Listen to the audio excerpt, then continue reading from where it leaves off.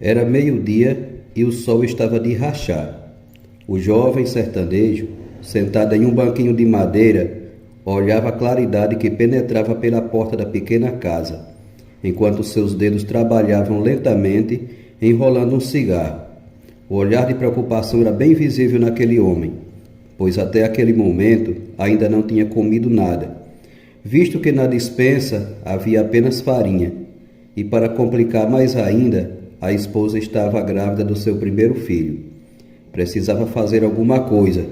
Tinha que trazer comida para dentro de casa. A sogra acabara de entrar na pequena casa e lhe oferece um pouco de farinha com rapa de rapadura. Enquanto comia, ela falou: "A rapadura que sobrou só dá para adoçar o café para tua mulher comer com farinha à noite." Ele respondeu sem olhar para ela: "Dei hoje uma volta no mato e encontrei um pau-ferro encostado num tamboril grande lá para as bandas da Lagoa do Caminho. Hoje à noite vou lá aventurar uma caçada."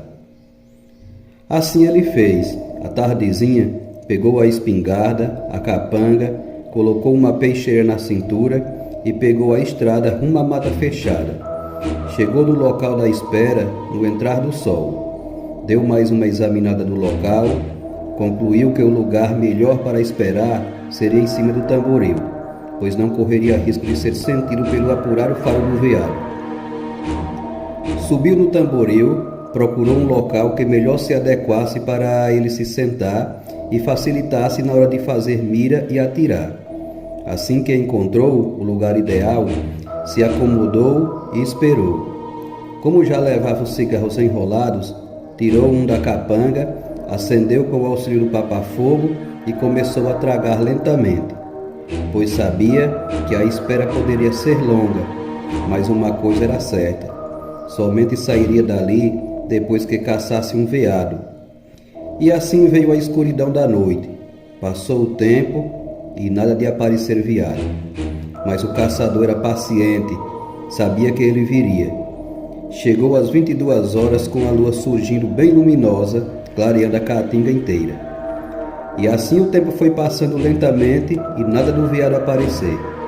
Mesmo assim, o caçador continuava determinado e bem firme em sua posição. Se preciso fosse, somente sairia dali no dia seguinte. De repente, o silêncio foi interrompido por um barulho vindo de um pequeno morro que havia próximo da espera. Era um barulho forte, parecendo a locomoção de um animal de grande porte dentro da mata, pois dava para ouvir perfeitamente o som de galhos se quebrando e das passadas fortes de um animal. Da espera, o caçador aguçou bem os sentidos naquele estranho barulho, que não se parecia nada com o som característico que ele acostumava ouvir quando o veado se aproximava. Sem cessar um instante, o barulho vinha descendo o morro e se aproximando cada vez mais da espera. Um cabra medroso já teria pulado no chão e corrido dali. Porém, o caçador que estava ali não tinha medo de nada, não temia a noite nem os seus mistérios, e não seria dessa vez que fugiria de uma situação difícil. Da forma que o barulho começou, também finalizou, voltando a imperar o silêncio que havia antes. O caçador esperou um pouco, como não ouviu mais nada, resolveu acender o último cigarro que lhe restara.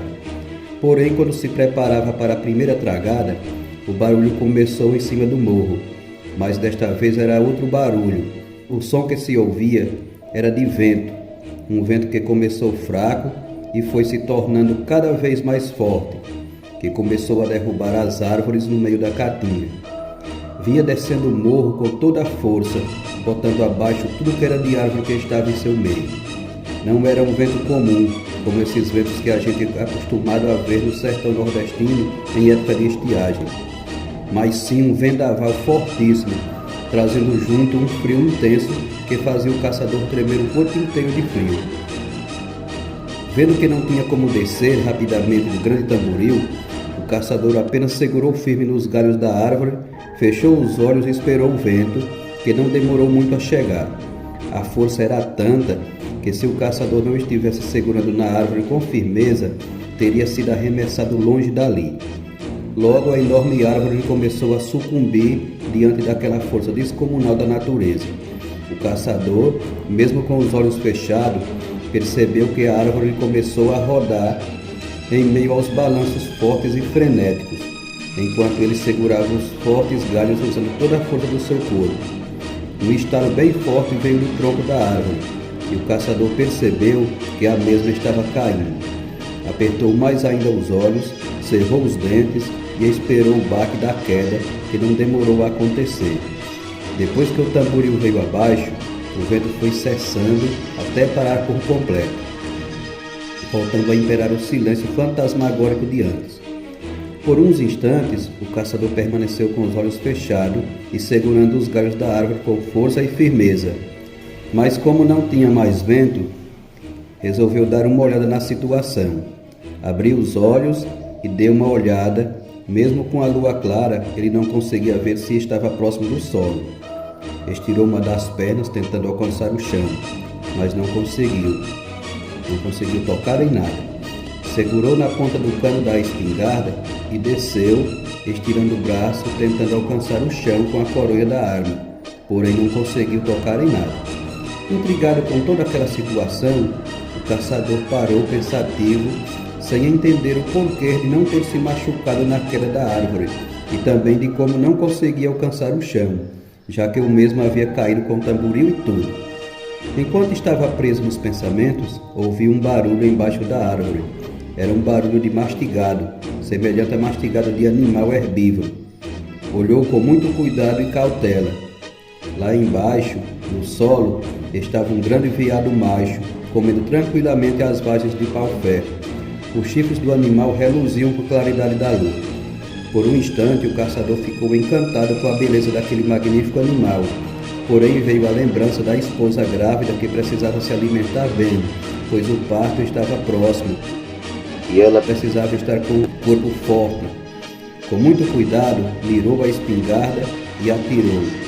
Tinha que ser um tiro preciso, não poderia cometer erro, pois dependia daquele belo animal para a sobrevivência de sua família. O tiro foi perfeito. Ao sentir o impacto da bala, o enorme cervo deu um pulo para trás e caiu para não mais levantar. O caçador, por sua vez, desceu da árvore e, como um ritual, tirou umas imbiras de caroá com a faca que levava consigo. Fez alguns furos no couro do animal, na região do ventre e ao tórax. Enfiou as imbiras formando uma espécie de alças. Tudo isso numa espécie de ritual que eles chamam no sertão nordestino de enfiar o veado. Depois do veado enfiado, ele colocou nas costas e saiu rumo à casa da sogra. Estava satisfeito, porque conseguira alimento para a família por alguns dias.